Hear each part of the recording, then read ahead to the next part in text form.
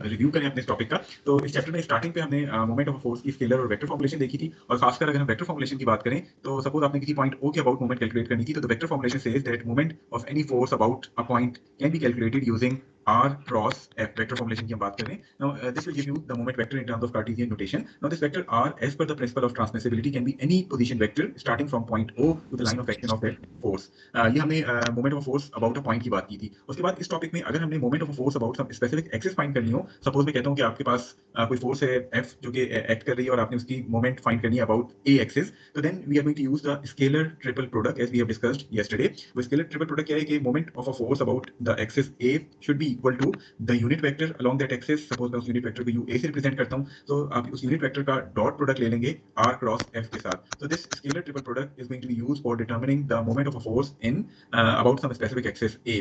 वो specific axis a भी हो सकती है, वो x भी हो सकती है, y भी हो सकती है, z भी हो सकती है। फॉर एग्जांपल अगर आप x एक्सिस के अबाउट मोमेंट फाइंड कर रहे हैं तो यही यूनिट वेक्टर u a जो है ये रिप्लेस कर दिया जाएगा यूनिट वेक्टर i के साथ, because i is the unit vector along the x axis. Similarly आपने अगर y या z एक्सिस के अलोंग फाइंड करना है तो ये j या k यूनिट वेक्टर हो जाएगा। इसमें ये जो r क्रॉस f आ रहा है, it is the same thing जो हमने इस से पहले moment of force about a point के हवाले से बात की थी। आपके पास इसमें r क्रॉस f जो है, इसमें r कोई सा भी एक पोजीशन वेक्टर हो सकता है जो कि इस a एक्सिस से शुरू होकर फोर्स की लाइन ऑफ एक्शन तक जाता हो। फॉर एग्जांपल मैं आपसे कहता हूं कि आपके पास ये a एक्सिस जो है वो ये थी और फोर्स जो है वो एक्ट कर रही थी इस डायरेक्शन में, तो it can be any vector starting from that a axis up to the line of action of that force. तो आपके पास ये वेक्टर ये भी हो सकता है, ये वेक्टर ये भी हो सकता है, ये भी हो सकता है। Any vector which is starting from this a axis to the line of action of that force can be used for finding the moment ma using the scalar triple product. I hope ये topic आपको clear हो गया था। कल हमने इससे relevant कल एक एग्जांपल भी सॉल्व की थी, एग्जांपल 4-8, जिसमें हमने कहा था कि आपकी अपनी चॉइस है, आप उस r क्रॉस f के लिए इन दोनों में से कोई सा भी पोजीशन वेक्टर यूज कर सकते हैं, और अगर आप चाहें तो आप इसके अलावा वेक्टर bc और bd भी जो है वो इस्तेमाल कर सकते हैं। आई होप कि जो नॉन सबमिटेड होमवर्क आपको दिया गया था वो किसी ना किसी ने लाजमी सॉल्व करके वेरीफाई कर लिया होगा। एग्जांपल 4-9 क्या है, you need to determine the magnitude of movement of this force f which is having a magnitude of 300 Newton about the segment OA of the pipe assembly। तो आपको ये एक अदद पाइप असेंबली गिवन है जिसके point सी पे and सी के ऊपर आप एक फोर्स अप्लाई कर रहे हैं। You need to find out the moment of this force F about the pipe segment OA। Okay, so in this case you would be requiring, अगर हम स्केलर ट्रिपल प्रोडक्ट इस्तेमाल करें तो जिस तरह भी बात हुई थी MOA जो है ये किसके बराबर होगा, क्या कोई बता सकता है? कोई any one volunteer student? Scalar triple product क्या बनेगा? Unit vector of OA। Okay, unit vector OA आ गया आपके पास। किसके साथ डॉट प्रोडक्ट लेंगे इसका? इसका लेंगे sir A B cross. It is going to be R cross F। ये R कौन सा होगा, क्या समझते हैं आप?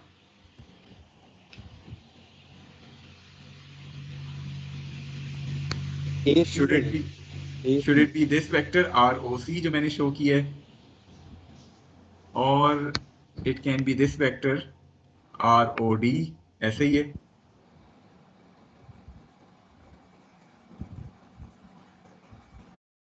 इसके अलावा भी कोई वेक्टर पॉसिबल है?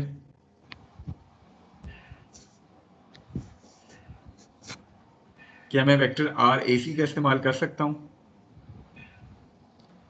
इन तीनों में से कोई भी कर सकते हैं। अच्छा, और what about this fourth one RAD?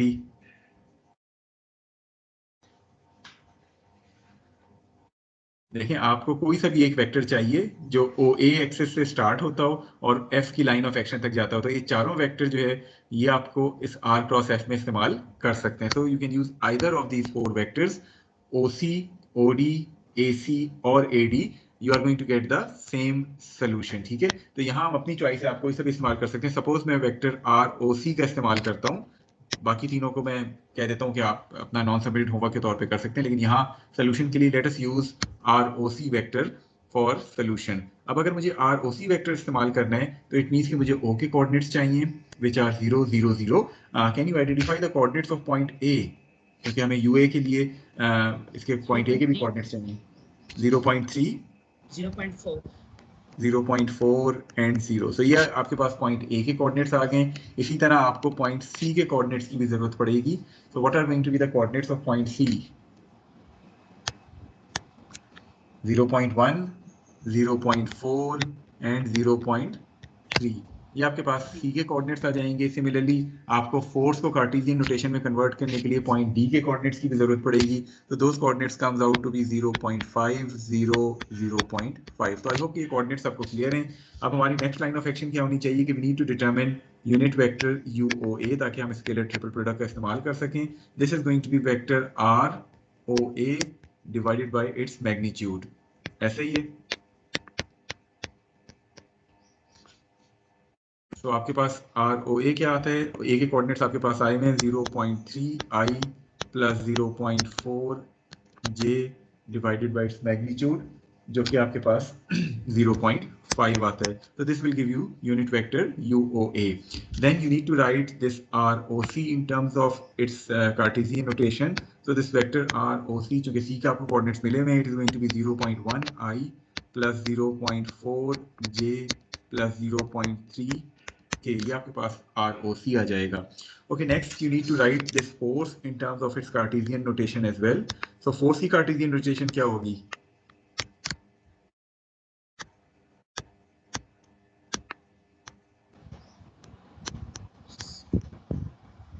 It is going to be 300 times UCD, which represents the unit vector being defined along this line CD. आपको C के coordinates भी पता हैं, आपको D के coordinates भी पता हैं. So once you put all those coordinates, this force would comes out to be 200 I minus 200 J plus 100 K.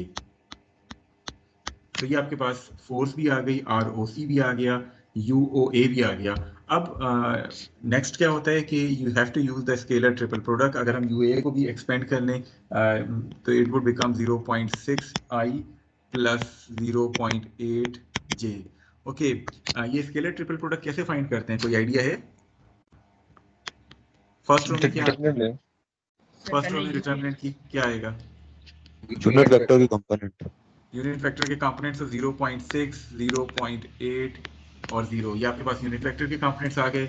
अगर मैं सेकंड रो की बात करूं तो सेकंड रो में हमारे पास पोजीशन वेक्टर ROC के कंपोनेंट आएंगे, वो हमारे पास 0.1, 0.4 एंड 0.3 आ जाएगा। और थर्ड रो में हमारे पास फोर्स के कंपोनेंट आएंगे, सो 200 माइनस 200 और 100। ये आपके पास तीन कंपोनेंट्स आ गए। So once you expand this determinant, the moment would comes out to be 100 Newton meter.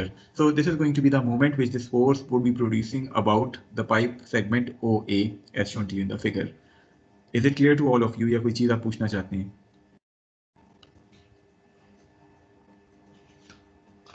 Any question, any query relevant to this force you can ask now.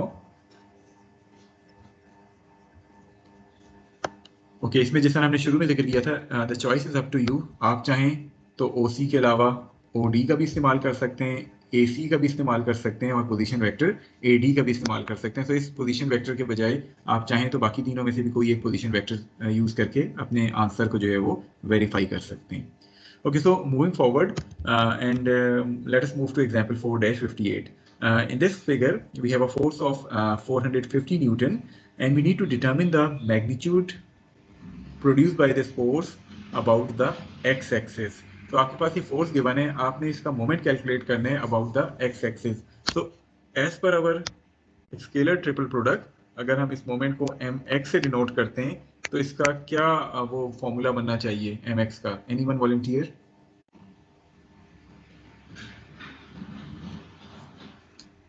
I dot R cross F, ऐसे ही है। What should be this Yes, sir. R?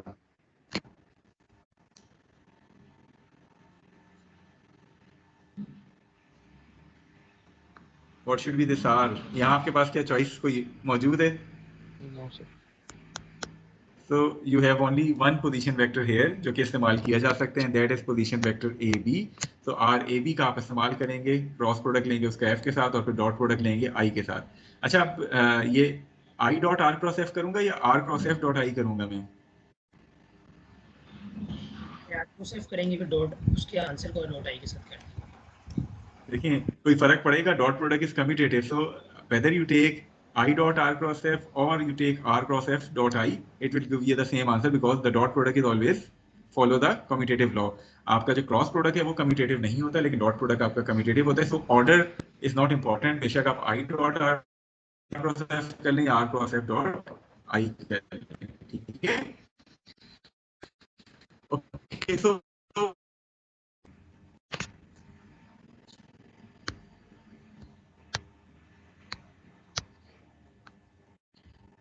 Ji point B के coordinates क्या होने चाहिए as per the figure? कितना x, कितना y और कितना z? It is going to be minus 0.15x. इसी तरह आपके पास 0.3 जो है वो y आ जाएगा और 0.1 जो है वो z आ जाएगा. तो आपके पास ये पॉइंट b के कोऑर्डिनेट्स आ गए. So now you can write R A B vector which comes out to be minus 0.15i plus 0.3j plus 0.1 k. Okay. Can you write this force F in terms of Cartesian notation? What is going to be the Cartesian notation of this force F having a magnitude of 450 newton? Sir, 450 cos 45, 450 cos 60, 450 cos 60. Okay, 450 आपने कहा कि x के साथ ये angle कितना बना रहा है x एक्सिस के साथ? सर ये 60 x एक्सिस के साथ. ये पॉजिटिव x के साथ है कि नेगेटिव x के साथ? सर ये नेगेटिव. तो हमें क्या करना चाहिए? या तो हम यहाँ नेगेटिव साइन लगा लें और माइनस 450 cos 60 कर लें, या ऑल्टरनेटली हम क्या करते हैं, अगर हमें पॉजिटिव एक्स एक्सिस के साथ लेना है तो हम इसको 450 cos 120 आई के तौर पे भी जो है वो कोई एक काम कर लें. लेकिन ये ना हो कि माइनस साइन भी डालें और cos 120 भी डाल रहे हो. ठीक है, समझ गए? ठीक है. Since the angle of this force F is given to us as 60 degrees with respect to the negative x axis, तो मुझे पता है कि कंपोनेंट इसका नेगेटिव बनने दो. और अगर मैंने 60 के बजाय इसको पॉजिटिव एक्स एक्सिस से कैलकुलेट करूं तो आपका ये एंगल बनता है. तो ये एंगल कितना बनेगा? 120 बनेगा. तो आप अगर चाहें तो 450 cos 120 लिख लें. It will automatically give you a negative sign. I hope कि this thing is clear to all of you. Yes sir. ठीक है, चलिए. तो आपको x कंपोनेंट मिल गया. What about the y and z components? Sir 450 cos 60 and 450 cos 45. Okay, so 450 cos 60j plus 450 cos 45k. बाकी दोनों एंगल्स तो आपको पॉजिटिव y और k z एक्सिस से गिवन है, तो उसके लिए आपको कोई एडिशनल साइन की जरूरत नहीं है. So this will give you the force in terms of its Cartesian notation, which comes out to be minus 225i plus 225j plus 318k. तो ये आपके पास फोर्स आ गई है. ओके, वो now as per our scalar triple product. Sir आपकी आवाज में disturbance आ रही है. तो 100 आ जाएगा. सेकंड रो में मेरे पास r के कंपोनेंट्स आ जाएंगे which are minus 0.15, 0.3 and 0.1. And the third row is going to be minus 225, 225 and 318. ऐसे ही है. So once I expand this determinant, the value of moment would comes out to be 72.96 Newton meter. So this much of moment is going to be produced by this force about the x-axis. ठीक है? Yes. Any question? So let us move forward to the problems from the exercise. Exercise के हम दो problems करेंगे quickly, क्योंकि time रोज़ों की वजह से थोड़ा सा शॉर्ट है. कोशिश करेंगे कि 9:25 तक ये दोनों प्रॉब्लम्स जो है वो खत्म हो जाएं. Okay, we need to determine the magnitude of moment produce by this force having a magnitude of 200 newton about the hinged axis. Hinged axis से क्या मुराद है कि जहाँ ये डोर हिंज हुआ हुआ है, तो वो कौन सी एक्सिस है जिसके साथ ये हिंज हुआ हुआ है? X-axis. X-axis. So we need to find out the moment of this force about x-axis. Okay, so what should be the scalar triple scalar triple product formulation क्या होनी चाहिए? Dot r cross f. What चलें, कौन सा हमें position vector लेना चाहिए? r sir RAB. RAB लेना चाहिए बिकॉज आपके पास RAB वैसे क्यों लेना चाहिए?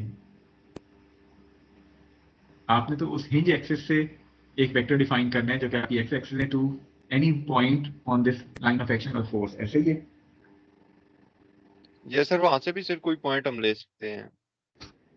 मैं कहता हूँ कि ये आपका ओरिजिन हो सो क्या मैं इस वेक्टर आर ओ ए का इस्तेमाल कर सकता हूँ?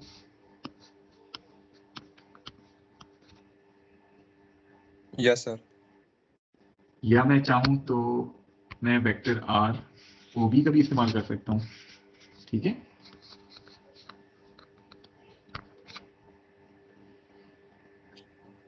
एक्सक्यूज मी सर, असल में हमारे पास वो लेट आ रहा है, आप जो लिख रहे हैं ना वो थोड़ी देर बाद आ रहा है। अच्छा चलें, आवाज तो टाइम पे पहुंच रही है ना? Yes sir. चलें, तो हम इन दोनों में से कोई सा भी एक पोजीशन वेक्टर जो है वो इस्तेमाल कर सकते हैं।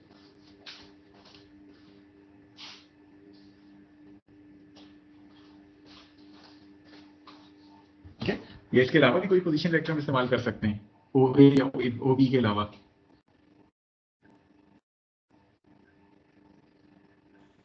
No sir. अगर मैं कहूँ सर कि आपके एक्स पास एक्सिस पे कोई पॉइंट हो और उसे ए या बी अगर मैं मिला दें तो वो भी कहूँ नहीं इस्तेमाल हो जाए? अगर मैं कहूँ कि पॉइंट डी है जो डी मैंने भी यूज शो कर की सकते है, हैं ठीक है, तो मैं चाहूँ तो डी ए यूज कर लूँ, मैं चाहूँ तो डी बी यूज कर लूँ, तो कोई सा भी मैं पोजीशन वेक्टर ले सकता हूँ स्टार्टिंग फ्रॉम द एक्सिस जिसके अबाउट मैंने मूवमेंट कैलकुलेट करना है to the line of action of that force, ठीक है? तो इनमें से कोई भी वेक्टर मैं चाहूँ तो इस्तेमाल कर सकता हूँ। मैं यहाँ जैसा आपने कहा शुरू में आर ओ ए जो है उसका इस्तेमाल करूंगा, so I am going to use this vector R O A. अच्छा, अब इसमें जो समझने वाली बात है वो ये है कि आप जब पॉइंट ए की कोऑर्डिनेट्स देखें, बाकी तो सिंपल है, पॉइंट बी के कोऑर्डिनेट्स आप आइडेंटिफाई कर सकते हैं फिगर से?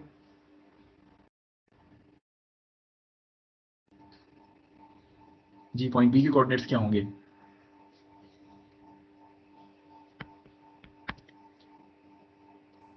सर 0.5 2 और 0 0.5 और y कोऑर्डिनेट आपने 2 बताया है, are you sure?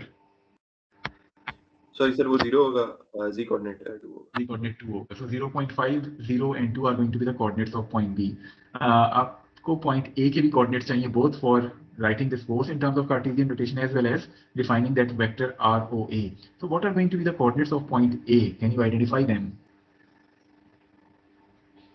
Sir 2.5। 2.5 is the x coordinate. Okay, सबसे पहले हम xb की बात करते हैं, वो तो आपने बता दिया 2.5 है। सर 1 y हो जाएगा।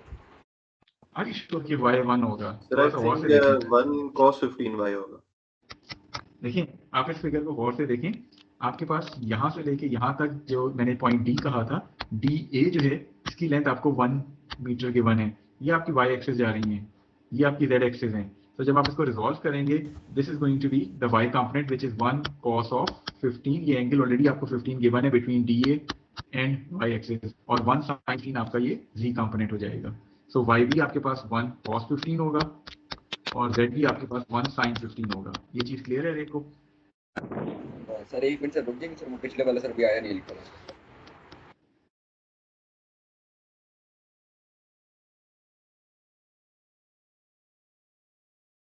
जी, is it clear to all of you now?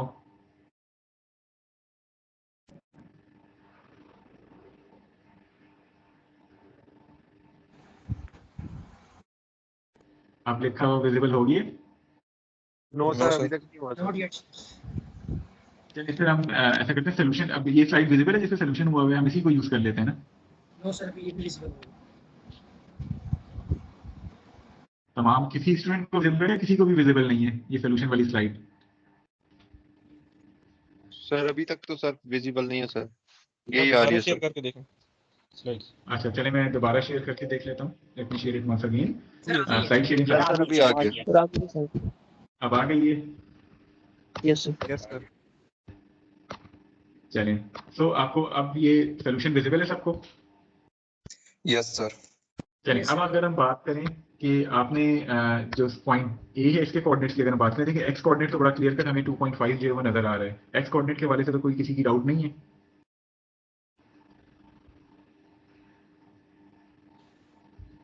No sir. अच्छा, वाई कोऑर्डिनेट और जेड कोऑर्डिनेट की अगर हम बात करें तो देखिए यहाँ से लेके यहाँ तक का जो डिस्टेंस है वो आपको 1 मीटर गिवन है। This 1 metre is from point D to point A. ये एंगल आपको इस डी ए का वाई एक्सिस से गिवन है 15 डिग्री, जो कि यहाँ आपको शो किया गया है on the edge of this door. So accordingly आपके पास जो वाई कोऑर्डिनेट आएगा इस पॉइंट ए का, that is going to be 1 cos of 15। ये वाले कोऑर्डिनेट की हम बात करें, that going to be 1 cos 15, और आपके पास जो जेड कोऑर्डिनेट आएगा that is going to be 1 sin 15। ठीक है? Yes, sir. ठीक है, तो आपके पास अब कोऑर्डिनेट्स मिल गए। आपने अब करना क्या है कि once you found the coordinates of these points, आपने अब बाकी पोजीशन वेक्टर्स निकालने हैं, जो कि हमने RAB कहा था for resolving this force in terms of its Cartesian notation. तो ये आपको force in terms of cartesian notation मिली 200 इंटू यूनिट वेक्टर UAB। इसी तरह आपने पोजीशन वेक्टर ROA निकाल लिया, आपके पास A के कोऑर्डिनेट्स आए हुए थे, आपके पास ROA आ गया। Then you have used the scalar triple product MX equal to I dot R cross F। आपकी फर्स्ट रो में 100 आ गया, सेकंड रो में R के कंपोनेंट्स आ गए, थर्ड रो में F के कंपोनेंट्स आ गए। So the moment of this force about the x-axis would come out to be 136.93 newton metre. Is it clear to all of you? कोई चीज हमें इस वेट की वजह से जो मोमेंट आ रहा है अबाउट OA वो डिटरमिन करना है, ठीक है। तो सबसे पहले हमें पॉइंट A के अगर कोऑर्डिनेट्स की बात करूं, पॉइंट A के जो कोऑर्डिनेट्स बनते हैं, इसका x कोऑर्डिनेट आपके पास 0 आ जाता है, y कोऑर्डिनेट 4 है, z कोऑर्डिनेट 3 है। तो पॉइंट A के कोऑर्डिनेट्स तो आपने लिख लिए 0 4 3। पॉइंट O आपके पास 0 0 0 आ गया। What about the coordinates of point B?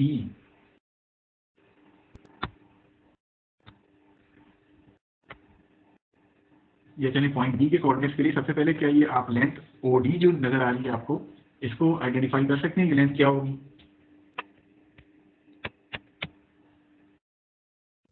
OD sir? जी सर D पॉइंट कौन सा? डी पॉइंट XY प्लेन में जहाँ ये P एक्सिस की प्रोजेक्शन जाके उसको कट करती है, वो पॉइंट है। सर ये सर अगर हम OB सर, को plus three cos इस तरह होगा सर, 4 3 cos 70 होगा और उसको हम फिर रिजॉल्व करेंगे XY प्लेन में। तो OD की लेंथ कितनी हो जाएगी? 4 + 3 cos 30, isn't it? Yes sir.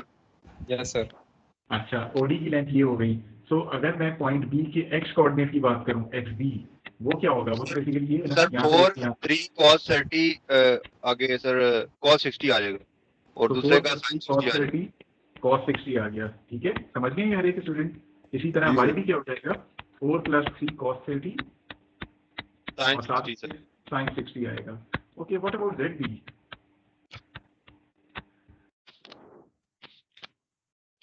Point B हवा में है ना, तो Z कोऑर्डिनेट इसका क्या होगा? क्रॉस मल्टीप्लाई कर देंगे क्रॉस। नहीं, अभी आपने देखिए cos 30 लिख रहा था, 4 plus वो 3 ये sin 30. तो ये वाली लेंथ कितनी? It is going to be 3 sin 30, ठीक है। Yes, sir. तो आपके पास ये तीन कोऑर्डिनेट्स आ गए पॉइंट B के, 4 + 3 cos 30 cos 60, 4 + 3 cos 30 sin 60, and then Z coordinate is going to be 3 sin 60. I hope कि this is clear to all of you now. Point B के कोऑर्डिनेट्स में, अब तो चैप्टर नंबर 2 आपने इतनी दफा इस्तेमाल की हैं ये चीजें, ये कोऑर्डिनेट्स अब आपको क्लियर होने चाहिए। तो आपने किया क्या कि जिस तरह भी आपने कोऑर्डिनेट्स निकाले थे, ये आपको तीन कोऑर्डिनेट्स मिल गए पॉइंट B के, 4 + 3 cos 30 cos 60 sin 60 और 3 sin 30 के साथ। ओके, नाउ फोर्स ऑलरेडी आपके पास जो वेट है, it is acting downward, magnitude उसका 50 पाउंड गिवन है, डायरेक्शन उसका नेगेटिव Z एक्सिस के अलॉन्ग है, तो it is going to be -50 K। आपने स्केलर ट्रिपल प्रोडक्ट का इस्तेमाल करना है, that is UOA dot R cross F। Unit vector के कोऑर्डिनेट्स आपको मिले हुए हैं, विच इज 0.8 0.06 है।